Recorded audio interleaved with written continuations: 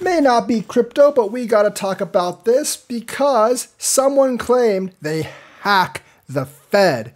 Now, it could be a bunch of complete BS, or it could be real, but I'm leaning towards BS for the most part. They are a Russian hacking company called Lockbit. They might hold at ransom until we stop giving Ukraine aid. I mean, maybe that's what they want because Vladimir Putin is controlling them. They haven't really said. I think someone gave them a token offer of $50,000, and obviously they said, no, we want more. They are called Lockbit, and they are threatening the release of America banking secrets. Now, they haven't given us any indication they actually have these banking secrets, so it might be complete BS because usually you would leak a sample of the data to actually back up your claims. They don't have a sample of said data. So a Russian ransomware group, Lockbit, claims it has breached the US Federal Reserve and is threatening to release 33 terabytes of sensitive data. That's a lot of data, folks. Think about how much text and information that could be. That seems like the entire history of the United States. 33 terabytes of juicy banking information containing America's banking secrets. Now, I don't really know how many banking secrets of individual Americans are stored at the Fed. I would guess that would be at each individual private bank. But they're demanding a huge ransom. You better hire another negotiator within 48 hours and fire this clinical idiot who values Americans' bank secrecy at $50,000. So obviously the 50 grand was kind of like a joke attempt. And I don't think the Fed really thinks they've actually hacked them. Because like I said, they haven't given sample data. While the Federal Reserve has not confirmed the hack, a number of cybersecurity experts are discounting Lockbit's claims, saying there is no published examples of samples of stolen data. Usually what happens is that, when you hack something, you get a lot of data. You would actually give the person you claim you hacked a sample of that data so they know that you've hacked them. Well, they don't really have any real evidence, so it's probably just BS. No proof, so probably just blowing off steam, and they're probably just trying to exact, exact some kind of compensation or some concessions.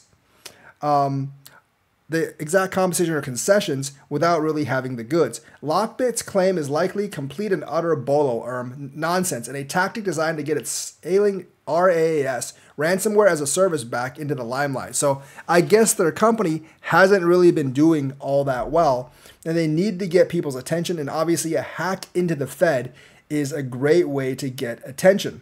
This is a company that's conducted numerous high-profile ransomware attacks on companies, banks, and government departments around the world since 2019, including the U.S. Department of Justice, the Port of Nagoya in Japan, British Royal Mail, Fulton County in Georgia, and Boeing.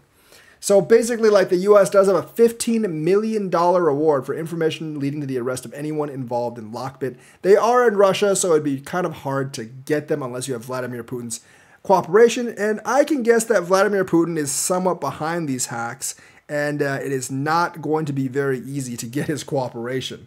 Last month, the US, Britain, and Australia sanctioned and indicted Dmitry Yurchev, a Russian national accused of leading Lockbit and extorting some $120 million in ransom payments from victims worldwide in more than 2,000 known attacks. So they've been at this before, but people have been making rounds on my chat saying that the Fed has indeed been hacked, but there has been no proof, and it looked like Lockbit is just blowing off steam. Coinbase might actually be facing more regulatory action over its accounting for crypto assets because they're not actually following GAAP rules, which is generally accepted accounting procedures. Coinbase Global may be at risk of a regulatory enforcement action over its accounting for crypto assets, according to accounting experts who reviewed the crypto trading site's numbers before and after it opted for an early adoption of a new rule. The rule agreed last year by FASB standards changed the accounting and disclosure for crypto assets to fair value model from cost less impairment model. There are two different models for accounting, like when you count assets and liabilities and stuff like that. The rule change came after requests from companies that hold large amounts of crypto, including MicroStrategy and Tesla, for rules governing their accounting for those assets, which are typically volatile. The rule will allow companies to capture the most recent value of a crypto asset, unlike the current accounting practice, which is to treat them as intangible assets. So different accounting principles. It looks like Coinbase is making up kind of like their own rules and following their own rules in their due time. So or Coinbase was just not caught up to the rules. So I don't think this would be a very serious charge. They would probably just pay a fine for this. And I don't think this will actually affect the crypto market all that much, but it's just another thing for Coinbase to deal with. If you hear a lot about this right now, it's probably just FUD. Coinbase is not really in any trouble with the SEC. I think this is more of an IRS type of thing because it has to do with like accounting principles. But it could be just a little bit of a headache for Coinbase, but not so much for like for crypto investors. So yeah, nothing really to get excited or devastated about. And of course, like I have to say once more, the MT Gox thing right now, I think is people are making a much more of it than it actually is. People have been able to sell their MT Gox claims for the last 10 years, the rights to their claims, and they haven't done it. And from what I heard is they're only getting a portion of their Bitcoin back. Yes, they are being paid in kind, but it's only a fraction of what MT Gox had. Remember, MT Gox had 70 to 90% of all Bitcoin volume back in 2013. So a repayment of about 100,000 Bitcoins is very little compared to that. And I don't think most of those people will sell. So that's the news for today. Let me know what you think. Like and subscribe, hit that bell notifications button. Thank you and have a nice day.